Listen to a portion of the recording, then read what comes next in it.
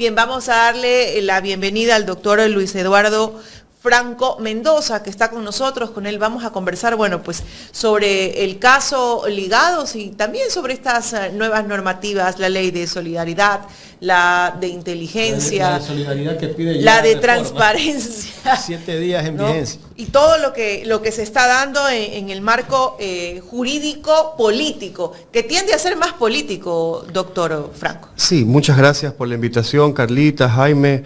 Estoy presto para contestar las preguntas en torno a estas grandes problemáticas que aquejan hoy a la sociedad ecuatoriana, ¿no? ¿En qué circunstancias está el caso Ligados en estos momentos? Bueno, el día de ayer las defensas técnicas han recibido un oficio de la doctora Camacho en la que desestima la acusación particular de Juan Guarderas. Esto puesto que la acusación particular no acreditó la calidad de víctima dentro del proceso, en la que pedía cerca de $120,000 a cada consejero en calidad de que supuestamente habían atentado contra él en las votaciones de la Asamblea Nacional, que finalmente lo destituyó. Una acusación totalmente blandengue, politiquera. Justamente el objetivo era ingresar al proceso penal para hacer politiquería dentro de él, y la jueza Camacho correctamente inadmitió esa pretensión y por tanto no va a ser parte procesal de este proceso penal, ¿no? Bueno, enhorabuena, ¿no? Porque también la jueza Camacho bastante cuestionada. Pero bueno, ¿han incluido a más personas dentro de esta investigación? Bueno, las últimas vinculaciones fueron la del economista Arauz, la ex asambleísta Esther Cuesta, el ex superintendente de bancos González. A partir de allí, la etapa de instrucción fiscal se cierra el 13 de julio. No hay un material nuevo, relevante, un elemento de convicción fuerte que solidifique una acusación fiscal.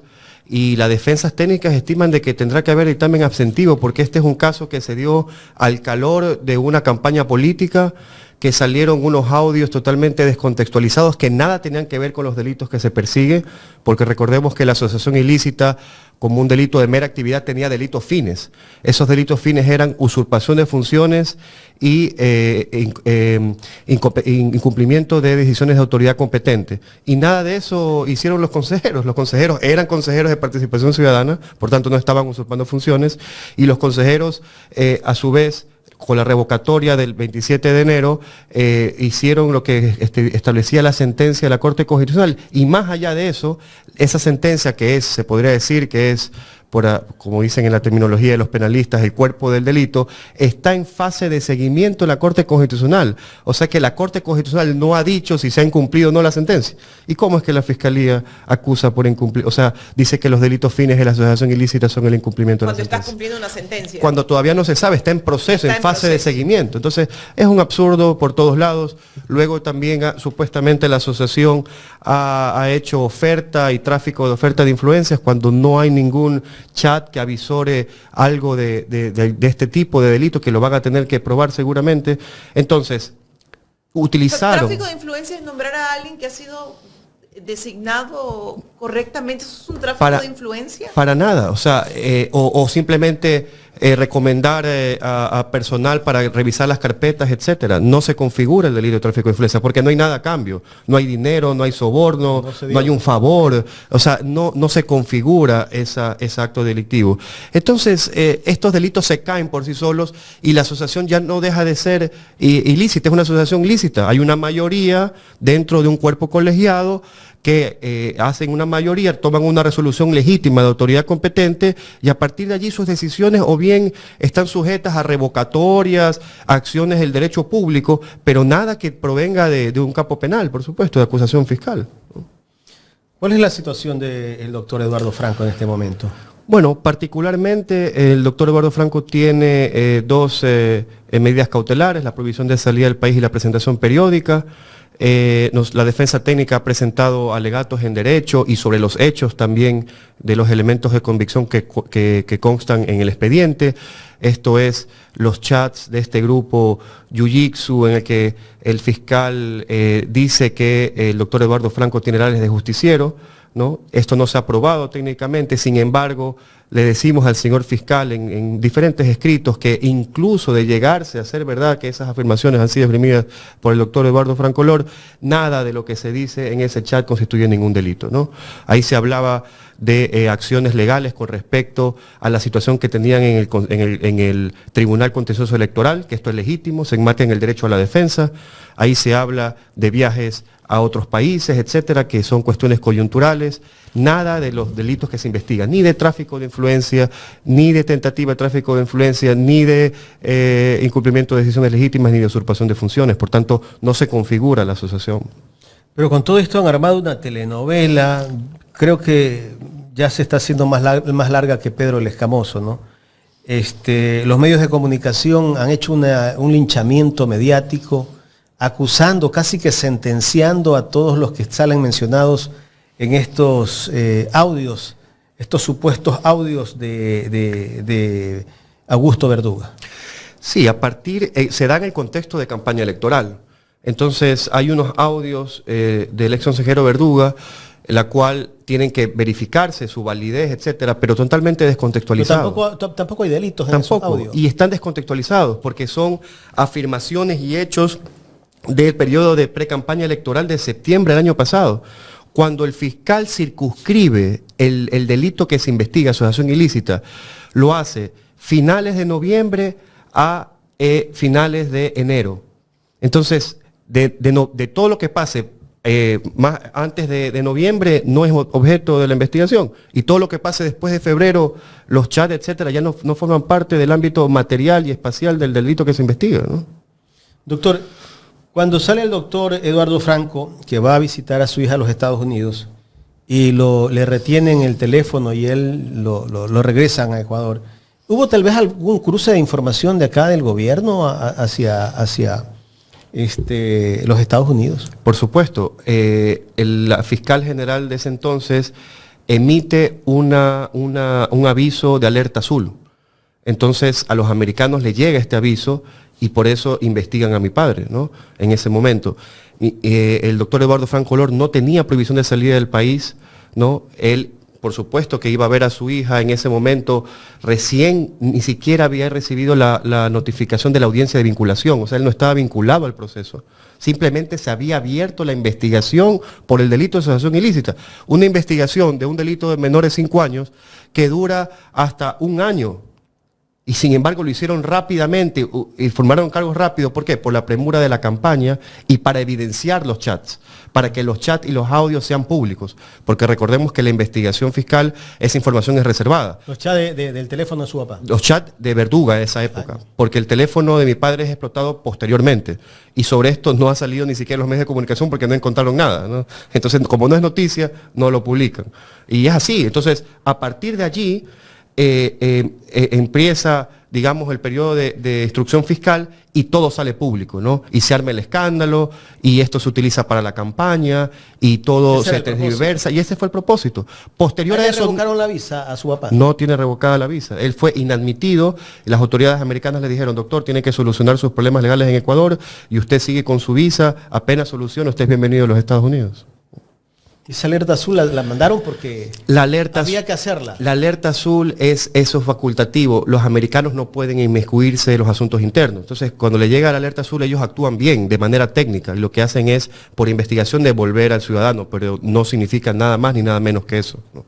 Pero explican en esa alerta azul el por qué, cuál es la razón, la vinculación en que le hacen a determinada persona. Y la retención del teléfono también. Claro, explican en ese momento por qué se gira la alerta azul, le retienen el teléfono para investigación por protocolos de las leyes americanas, no por Ecuador, sino que las leyes americanas establecen de que si hay un tipo de alerta azul por temas de terrorismo, seguridad internacional, etcétera, los americanos revisan el celular de mi papá, hacen una copia, determinan que no hay delito en Estados Unidos, que es un ciudadano común y corriente, y regresa él y luego cooperan ese celular con las autoridades ecuatorianas, que finalmente fue explotado, el famoso celular y que hicieron... ¿Dónde fue retenido el celular del doctor Franco Lor? En Estados Unidos, en el aeropuerto, luego regresa a la embajada y de la embajada a la fiscalía, ¿no?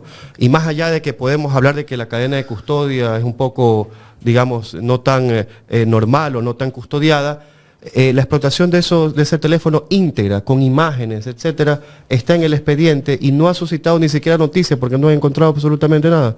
De hecho, hay una serie de fotos personales que no tienen absolutamente nada que ver. Me ponen hasta a mí en una foto atrás en la oficina. Yo no tengo nada que ver en el proceso, soy abogado hasta del proceso y consto en el expediente. O sea, lo han llenado por llenar ese expediente, pero no hay absolutamente nada delictivo, ¿no? Ahora, ¿cómo poder verificar que estos sobrenombres o apodos pertenecen a las personas involucradas? ¿Cómo se puede dar fe de eso, doctor? Bueno, ese es el trabajo técnico de la Fiscalía. El fiscal Tuainga dice presumiblemente Eduardo Franco Lor, presumiblemente tal consejero, pero ese es un trabajo técnico y pericial. Yo lo desconozco, yo soy abogado, ellos tienen sus peritos que tendrán, informáticos que tendrán que corroborar aquello, porque no se puede sentenciar, no se puede llegar a una acusación y a un convencimiento en el caso de la sentencia judicial con presunciones. Entonces esa carga probatoria es de ellos totalmente. Lo que la defensa técnica está diciendo, más allá de que ustedes tienen que probar la identidad de cada uno y de manera técnica y científica, más allá de eso, los contenidos de los textos de Eduardo Franco Lor, que usted presume que es Eduardo Franco Lor, son legítimos. Eso es lo que está diciendo la defensa técnica. Bueno, sin duda alguna se ve el carácter político que hay pues dentro de este tipo de investigaciones. Bien, vámonos un poco, doctor Franco, y hablando de los celulares, ¿no? Vámonos a esta ley de inteligencia que fue aprobada en la Asamblea, ¿no? Tomando en consideración, por ejemplo, este caso y muchos casos más que son básicamente de persecución política directa, muy frontal. Pero ¿qué tan perjudicial es la aprobación de esta ley de inteligencia? Ya no solo para un Verduga, un Eduardo Franco Lor, activistas políticos, gente pues que se ha dedicado a la defensa de derechos humanos o representativa, sino incluso hasta para un ciudadano común. Mire, esta ley de inteligencia es totalmente incompatible con un Estado de democracia constitucional, porque se conculcan una serie de garantías que son indispensables en un Estado moderno para tener la categoría de Estado democrático. Por ejemplo, se puede proceder a interceptar datos y comunicaciones de los ciudadanos, no solamente de quienes están investigados, etcétera, sin discrimen alguno, de cualquier ciudadano sin orden judicial, solamente con un informe de procedencia del CIES, que es el Centro de Inteligencia Estratégico, que determina a través de una resolución administrativa que se tienen que interceptar sin orden judicial, Carlita. Esto es tremendamente invasivo, tremendamente problemático para una sociedad democrática. Hace unos 3 días, la revista The Economist publicó un artículo sobre Ecuador diciendo que Ecuador tiene una gran tarea, dice, afrontar las delincuencias organizadas bajo los límites de la democracia liberal. Bueno, esto rompe los límites de la democracia liberal, porque en el momento que nuestras comunicaciones y nuestros datos pueden ser interceptados sin ninguna garantía, bueno, el ciudadano está totalmente de rodillas frente al autoritarismo del Estado y frente a las malversaciones que se puedan hacer en el caso de, por ejemplo, perseguir a la oposición legítima política, perseguir a quienes piensan diferente, también influyen los negocios en intercepción de base de datos, etcétera. No se sabe qué uso le van a dar a esa información. Además de eso, esta ley autoriza a que todos estos archivos no sean clasificados y puedan ser quemados por el procurador, la Contraloría, General del Estado, para que no quede registro alguno, ningún antecedente de a quién se investigó, de qué se extrajo, nada, absolutamente nada. Es posible que yo ni siquiera me entere. Claro, es que no se va a enterar, digamos, y pueden haber jugado con sus cuentas, con su información bancaria, con su información de su celular, con todos sus contactos. También entran a cuestiones de que se levanta un sigilo. Entonces, aquí hay un peligro evidente. Estamos, lo que se conoce como normalmente en la doctrina y también en ciertos activistas, el gran hermano, ¿no? Estamos totalmente vigilados por una cámara que nos sigue y es la Cámara del Estado, ¿no? Terrible, ¿no? Lo que se viene. Y esta ley incluso pueden revisarte llamadas antes de que se la publique. Totalmente, o sea, ese es el alcance, ¿no? O sea, va para los datos en el momento que usted los tiene, y esos datos pueden tener mensajería y pueden contener una data de hace 2, 3 años, 5 años, 10 años, ¿no? No tiene un límite. Y fíjese usted, además esta ley le faculta a los policías y militares a que el registro civil le emita cédulas falsas para que cambien la identidad. Entonces... ¿Le emita quién, doctor? Perdón. El registro civil les puede emitir cédulas con alterada la identificación, nombres... Cambio de identidad. Claro, pero a policías. A policías y militares, para que ellos cambien de identidad. Entonces, ¿qué sucede? Ahora uno no va a saber si la persona que se está viendo o la persona que tiene al lado, etcétera, porque bien pudiera ser un policía con una identidad diferente. O sea, pone una incertidumbre. Esto no se ve ni siquiera en los servicios de inteligencia israelitas, en la Mossad, que están ahorita en guerra contra Irán, ni tampoco en el FBI, KGB.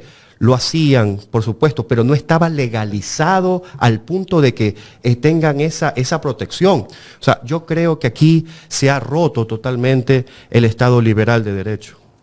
Aquí nos queda la Corte Constitucional, ¿no? A ver qué pasa. Mire, de pronto. Particularmente esta ley y las demás que vamos a seguir debatiendo son objeto claro de una acción pública de inconstitucionalidad por el fondo y por la forma, ¿no? Por el fondo, por todas estas cuestiones que estamos hablando de la ley, estos aspectos centrales, y por la forma, no se ha respetado el procedimiento parlamentario, no dejan hablar, usar el uso de la palabra, la oposición política, la bancada política, se hace caso omiso a cumplimiento del principio de unidad de materia que debe de existir para calificar una ley de económica urgente. Esta ley de inteligencia tiene la categoría de económica urgente y de económico no tiene nada, ¿no? Y es una serie de, una mezcolanza de política criminal, de política de seguridad, por allí un poco de cambios legislativos con respecto al Código Orgánico Integral Penal. Es decir, no se cumple con el principio de unidad de materia. Entonces, por la forma es inconstitucional y por el fondo, por todas estas barbaridades que consagra, claro. Es terrible lo que se viene. Esto más lo van a utilizar como para espionaje, no para combatir la delincuencia, la inseguridad, como es el discurso del gobierno, ¿no? Mire, más allá del uso que se le haga, el hecho de que sea una ley y que tenga cumplimiento obligatorio, ya todos estamos en una fase, por así decir, de indefensión. Y nos sentimos en una situación en la que no estamos protegidos, que nuestros datos no están protegidos. El mundo occidental, Europa, últimamente ha sido muy severa con respecto a proteger los derechos de privacidad por las redes sociales, porque a eso tienen los estados, a cuidar a sus ciudadanos, a darle mayor confort. Pero aquí estamos regresando, involucionando a una etapa que el Ecuador nunca antes había visto, en la que los datos, los documentos, toda nuestra información personal ya es pública, ya no hay esto de la privacidad, ¿no? Y el control, ¿no? ¿Quién tiene el control de esa información? Porque puede ser mal usada esa información incluso para estafa.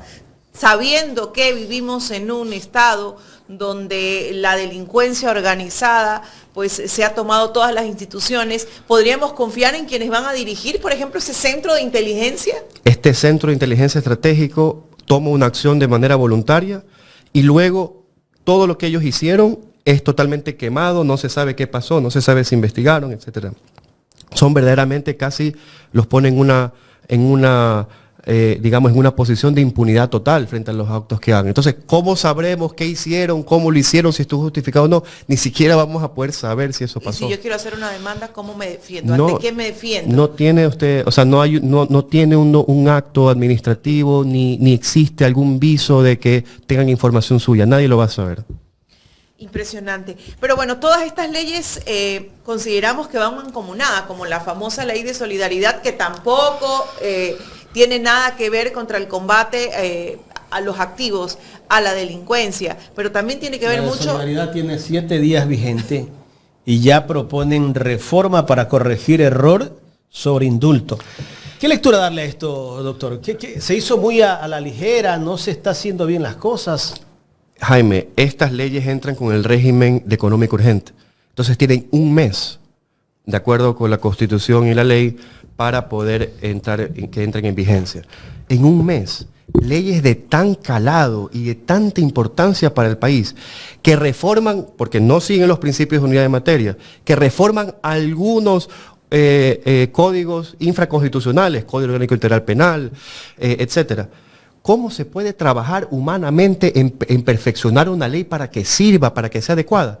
Y ahí vemos este problema de irracionalidad legislativa, que una vez que sale promulgada la ley, se dan cuenta que cometieron un error, ¿no? Y de 8 días en vigencia, la misma Comisión de Desarrollo Económico la quiere reformar con respecto al indulto anticipado, porque dicen... ¿Y cuál es el error que hay ahí? Claro, ellos querían, porque así se presentó al inicio, ¿no? Indulto anticipado antes de una sentencia condenatoria, pero luego hicieron unas observaciones en que sea el indulto diferido, pero parece que no incluyeron todas las observaciones y quedó como anticipado y ahora lo quieren volver a cambiar a diferido. Es decir, ni siquiera ellos se ponen bien de acuerdo con respecto a este indulto. Que ellos no revisan bien el proyecto de ley que tenían, no lo revisaron, no lo analizaron. Demuestra que mínimamente no hubo un filtro, un control antes de que sea publicado en el registro oficial. Y esto genera mucha incertidumbre sobre la labor parlamentaria de esta Comisión de Desarrollo Económico. Esto es un error garrafal. Que ni siquiera la debió de haber aceptado, ¿no? Porque como decía Jaime al inicio, la señora Valentina Centeno habla de desarrollo económico, probablemente ni la leyó porque no tiene nada que ver con lo económico. Alguien que dice resolvido, imagínense ustedes. Mire, los beneficios tributarios de esta ley, que llama beneficios tributarios, que con las donaciones que se hagan a la fuerza pública por falta de privados, etcétera, se quiere dar beneficios tributarios. Esto va en contra del artículo 300 de la Constitución con respecto al régimen tributario en el Ecuador, que es progresivo, que debe de ser con un principio de equidad. Entonces, se puede presentar una acción de inconstitucionalidad con respecto a esto. Además que lo que necesita el Estado ahora para cubrir el déficit fiscal y para atacar y para tener una política criminal fuerte es recursos, pero recursos que sean gestionados por el Estado a través de una política pública impositiva, pero no estar a expensas a que los privados, para bajarse los tributos, para bajarse los impuestos, les den mendrugos a la policía y a los militares.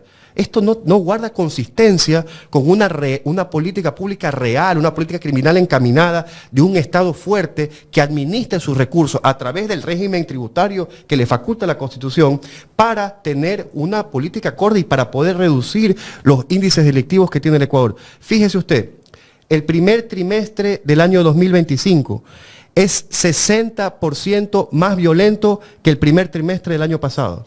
Ahí están los datos, Jaime. Entonces, toda la política criminal que ha hecho el gobierno, desde elevar el IVA, desde ir y declarar el conflicto armado interno, que luego la Corte Constitucional le dice que no es conflicto armado interno, todo lo que ha hecho hasta el momento, en su primera administración y ahora en la administración que completó y ahora en su primera administración, todo ha fracasado, porque ahí están los datos. Seguimos siendo más violentos. Y ahora vienen estas leyes que son totalmente más vulneratorias a los derechos de todos, y vamos a ver cuáles son los resultados ahora, Jaime. Y con todas estas leyes, el propósito del gobierno es combatir la inseguridad, los homicidios. ¿Qué se puede combatir con todas estas leyes?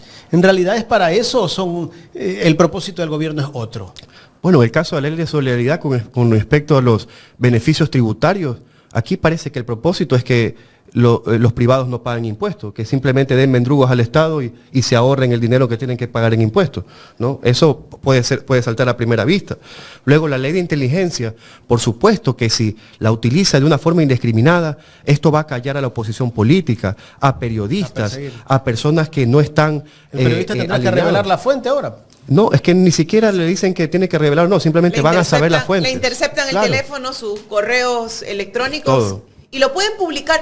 Esa pregunta se me quedaba. ¿Ellos obtienen la información, doctor, y pueden hacerla pública? No, la información sí es reservada, la manejan ellos, pero ellos saben cómo la manejan. Pues, o sea, después te presentan una denuncia en fiscalía. Claro, nadie va a saber qué va a pasar con eso, cómo van a gestionar esa información. Doctor, ¿no? hay otra ley que el gobierno la envió a la Asamblea, el proyecto económico urgente para transferir la administración de áreas protegidas a iniciativas privadas y asegurar el financiamiento para su gestión.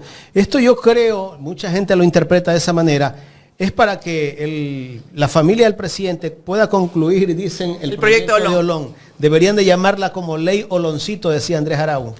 Pero fíjese usted, no solamente ese caso particular que supimos los ecuatorianos informados lo que sucedió con respecto a la revocatoria de esa resolución del 2001 del gobierno de Gustavo Noboa que decretaba esas zonas como zonas protegidas. Pero ahora van a privatizar hasta el propio ecosistema protegido por una constitución que garantizó incluso el derecho a la naturaleza, Jaime. O sea, estamos retrocediendo en todos los niveles, en política criminal, en política ecológica. ¿Qué pasa, por ejemplo, con áreas históricamente protegidas, en la cual hay un consenso de los ecuatorianos? ¿No? Se sacrifica esa protección a la luz de la modernización y la inversión, cuando en realidad lo que estamos haciendo es dañando nuestro ecosistema, privatizándolo para unos pocos y con ganancias mínimas para las poblaciones que están y forman parte del ecosistema, que van a quedar destruidos, etcétera, mientras los capitales privados, mientras los inversores tienen ganancias millonarias en seguramente lugares paradisíacos que elevarán esta plusvalía. Sí. Claro. Y por cierto, hablando de este tema, quisiera escuchar pues a la señora Andrea González. No le he visto que se ha pronunciado sobre este tema, ella que es muy ecologista, muy defensora, muy ambientalista, ¿no? Bueno, como pareciera que anda de romance con el gobierno, quizás por eso no la hemos escuchado. Guayaquil, dice. Quizás por eso no la hemos escuchado. Doctor, quiero saltarme a otro tema, dejar un poco el tema de las leyes, pero sí me gustaría que usted me dé su criterio sobre el caso de Jorge Glass, este caso de la reconstrucción de Manabí, que intentan nuevamente sentenciarlo por peculado en un caso donde las obras se hicieron, pero dicen que hay peculado. ¿Cómo leer todo lo que está haciendo la justicia con Jorge Glass? Mire, Jorge Glass es un perseguido político. Él tiene la calidad de asilado por el Estado mexicano. Esta calidad de asilado le fue arrebatado por la inclusión arbitraria e injusta que hizo el gobierno de Daniel Noboa a la embajada mexicana. Por tanto, él ahorita es un asilado totalmente raptado de sus condiciones de asilo. El Estado ecuatoriano tiene el deber de devolver a través de la autorización de salvoconducto a Jorge Glass a su país asilante. Y a partir de allí han hecho, una vez más, como los otros casos que ha tenido, ¿no?, todo un montaje judicial para poder sentenciarlo nuevamente, porque parece que el objetivo es mantenerlo de por vida preso, ¿no? Claro, es que les da rédito político. Claro, entonces él cumple una pena, se porta bien en la cárcel, hay conmutación de las penas, llega a una solución que la ley le faculta, es una garantía, y luego viene otro proceso, y luego lo cumple y luego viene otro proceso. ¿Hasta cuándo? Entonces, este es el objetivo. La primera sentencia ya está por terminarla, ¿no? Ya feneció, son 3/4 partes de la pena que él ya Debería cumplió. estar en Casi libertad. 5, claro. O ya sea, él cumplió. debería estar en libertad en estos momentos. Debería estar en libertad. Él está ahorita en prisión preventiva por este nuevo caso que le armaron. O sea, en el caso de por que... el caso de reconstrucción. Por el caso de reconstrucción de Manabí. Ese fue la excusa para la prisión preventiva. ¿Qué delito encuentra Fiscalía ahí? Bueno, aquí aparentemente hay una cuestión de malversación de fondos, de enriquecimiento, porque la Fiscalía ha valorado que las obras que se hicieron, los puentes, los pasos peatonales, los parques, no eran propiamente para atacar el tema de la reconstrucción del terremoto, cuando la ley es de reconstrucción y activación económica, y están los informes, etcétera. Pero más allá de eso... Fiscalía es la que tiene que evaluar esto, imagínese, o la Contraloría. Más allá de eso, Fiscalía entra a una valoración de la política pública, que eso es O una... sea, ya está haciendo O sea, no trabajo de solo la del Contraloría. proceso, sino que él es el que determina si es factible o no, si si corresponde o no una obra pública, exactamente. Y aparte, y no solamente eso, Jaime, sino que Jorge Glass, en calidad de vicepresidente, no firma ningún documento de contratación. Él es parte del comité, presenta sugerencias. No es el que firma los pagos. Nada, absolutamente nada. No provienen los fondos de la vicepresidencia, etcétera. O sea, no tiene ninguna responsabilidad a nivel formal y a nivel informal con respecto a estas decisiones, que son legítimas y que están justificadas en la obra pública, pero que ni siquiera a nivel formal ha firmado, ¿no? Entonces, una vez más se demuestra que todos estos casos tienen motivación política y el objetivo es ese, ¿no? Luego pasa la pena de la reconstrucción de Manabí, seguramente lo van a sentenciar y vendrá otro y vendrá otro. ¿Hasta cuándo, Jaime? Bueno, hasta que estén los neoliberales en el poder. Yo pienso que viene desde la época de Lenín Moreno. Jorge Glass ha sido un trofeo político y ha venido una campaña mediática pues para destruir su reputación, para destruir todo lo que ha hecho la Revolución Ciudadana, intentar decir que todo se lo llevaron, pero ahí están las obras. Totalmente, y además, más allá, yo entiendo que pueda existir algún tipo, siempre en la democracia van a haber desavenencias y siempre va a haber una oposición que va a cuestionar las obras del otro. Y esto es legítimo, Jaime, pero el hecho de que se juegue por la libertad, que se ensañe, que haya un ensañamiento frente a un hombre, ya esto es totalmente aberrante. Es una cosa verdaderamente aberrante y ha generado mucha empatía en la sociedad ecuatoriana. Esta diligencia que tuvo el ex vicepresidente Jorge Glass, en la que se lo ve disminuido, se lo ve cansado, ha generado mucha empatía incluso en gente que está en contra de su gestión, pero dice, esto ya no puede ser posible, ya hemos cruzado un límite, ya esto no es justo, ¿no? Entonces, eso se está devolviendo, Jaime, ya llegará el momento que la gente tendrá que reaccionar. ¿La vida de Jorge Glass está en peligro? Totalmente. Las cárceles en el Ecuador no son seguras, el sistema carcelario es casi de tortura, la salud individual de él no está garantizada, hay informes de Naciones Unidas con respecto a la deficiencia del sector carcelario. Entonces, en estos momentos Jorge Glass tiene que tener una atención médica y tiene que, en justicia, tener un régimen diferente. ¿En algún momento el gobierno va a tener que rendirle cuenta a los organismos internacionales, doctor Franco? Porque bueno, los organismos, diferentes organismos internacionales en materia de derechos humanos sí se han pronunciado en torno a Jorge Glass, pero el gobierno hace caso omiso a aquello, incluso irrespetando los acuerdos y las normas internacionales a las cuales pues, Ecuador se ha consagrado. Sí, lastimosamente gran parte de estas resoluciones, informes, no tienen un carácter vinculante para los estados.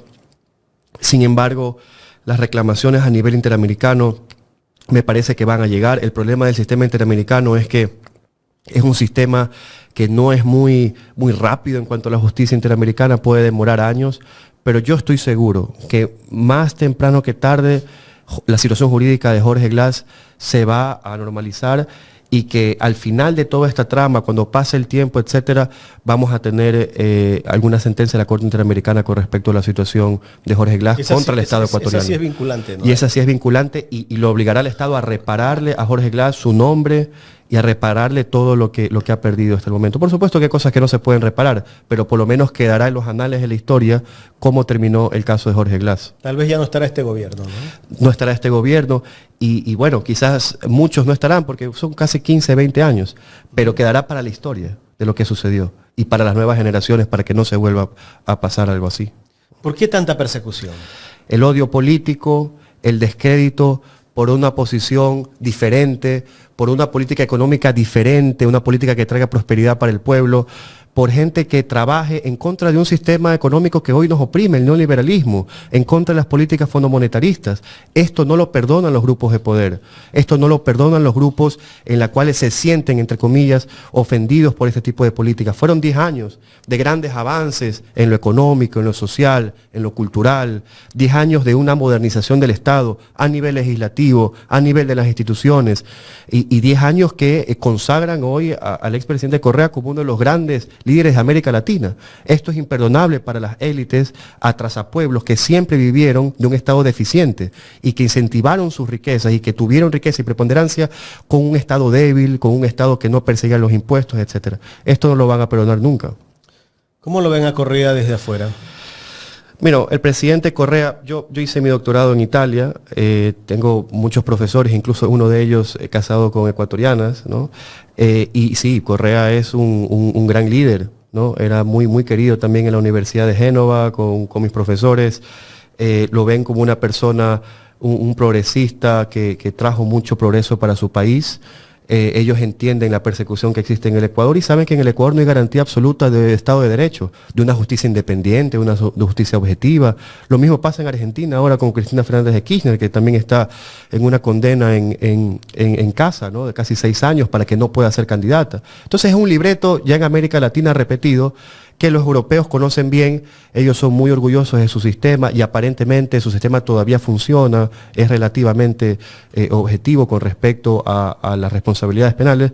Entonces saben que esta situación es política y más allá de eso, la situación del expresidente Correa es de casi asilado en Bélgica y cuando la Corte Nacional de Justicia ha emitido la difusión roja para que cumplan la pena, el Reino de Bélgica les ha dicho no, porque la motivación es política.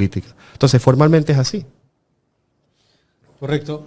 Ya en la recta final de este diálogo interesante, gracias a Omar Novoa por tu aporte al superchat. ¿Qué criterio tiene usted, doctor Luis Eduardo Franco, de estos 18 meses que lleva, 18, 19 meses va a cumplir ya el presidente de la República? Creo que en unos 4 o 5 días más cumple 19 meses en el poder. ¿Cómo ver al Ecuador? Bueno, en el gobierno de Lasso también estábamos con mucha violencia, pero ¿qué lectura darle a estos 18 meses de administración de Daniel Noboa? ¿Cuál es el criterio de un joven profesional como el doctor Luis Eduardo Franco Mendoza? Jaime, el Ecuador como país, como institución y como democracia está desapareciendo. Hoy lo que existe es la Corporación Noboa. Entonces hay un problema aquí. O tenemos país o tenemos a la Corporación Noboa. Es así de sencillo. Ellos han gobernado para sus intereses, para su capital político, para su oligarquía competitiva, que también desprecia a otros grupos oligárquicos. Es solamente el emporio Noboa el que en estos momentos se está beneficiando de todas estas políticas públicas. Yo no quisiera cerrar, Jaime, esta entrevista, que gracias a usted que me ha dado esta oportunidad, sin también ver, porque forma parte de la política pública del gobierno, esta ley que está en el debate, la Ley Orgánica de Integridad Pública. Fíjese usted lo que van a cometer con los abogados, y que me escuchen los colegas, que es verdaderamente grave lo que pretenden hacer, que ya ingresó en el primer debate y también tiene carácter económico urgente, o sea que en menos de 30 días la tendremos también, una ley traída de los cabellos, por las siguientes razones. Van a extender la tipificación del delito de prevaricato que está para los jueces, para los fiscales y los abogados. Y en el caso de haber sentencia, ya no podrán ejercer la profesión de abogacía, o sea, nunca más. O sea, quitan el ejercicio de la profesión. Y eso aplaude la gente que trabaja para el gobierno, ¿no? Pero usted no sabe lo grave. El prevaricato es un delito que se comete contra legem, contra la ley, ¿no? ¿Quién va a decidir cuando un abogado presente una acción si va contra derecho o no? Cuando forma parte del legítimo derecho de defensa, de acceso a la justicia, de presentar cuantos y tantos escritos y acciones estime el abogado conveniente para la defensa de una causa, cualquiera que ésta sea, en el ámbito penal, en el ámbito civil. ¿Quién va a determinar que hay prevaricato por los abogados? La Fiscalía, diciendo que hay una acción que se presentó erróneamente. A lo mucho puede haber, digamos, un error, puede haber deslealtad procesal, pero prevaricato, un delito sentenciado hasta 5 años. Nadie va a querer ejercer se acaba la tutela, la profesión, se acaba el acceso a la justicia, porque sin abogados no hay acceso a la justicia. ¿Quién va a querer ahora? ¿Y quién va a querer asumir una defensa, por ejemplo, de alguien que tenga o esté en algún tipo de investigación por delincuencia organizada, por estos tipos de evasión tributaria?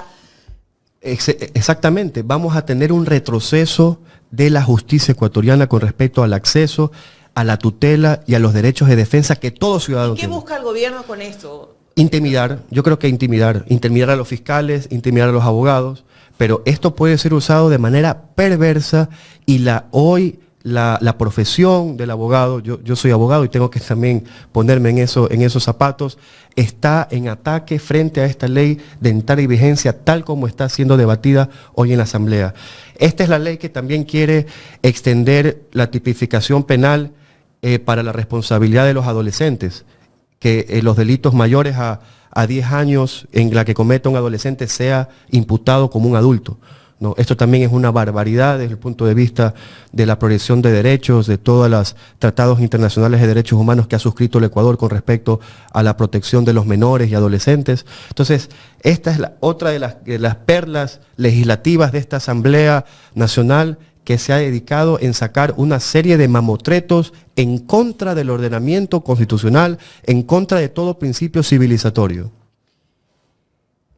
Para cerrar, doctor, aquí solo queda la respuesta de la Corte Constitucional. ¿Usted cree que podemos confiar en estos momentos los ecuatorianos en la Corte?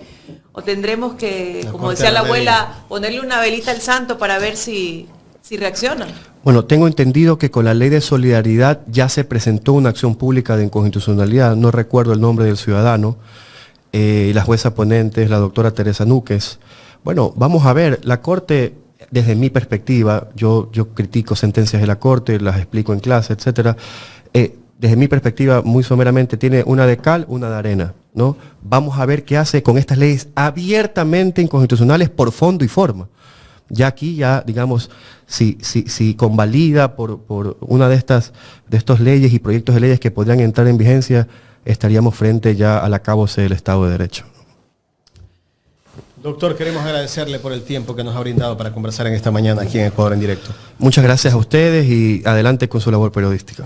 Muchísimas gracias al doctor Luis Eduardo Franco Mendoza. Hemos hecho un análisis, una aclaración de lo que pasa en el Ecuador y por supuesto de la influencia tan perjudicial que tienen pues estas normativas que demuestran ser inconstitucionalidades y que, ojo, no solo es que perjudica a actores políticos, perjudican a todos los ciudadanos, van a perjudicar la profesión, las profesiones, ¿no? Imagínense, perjudicados incluso profesionales que trabajan de forma privada. Ahí está. Esa es la verdad.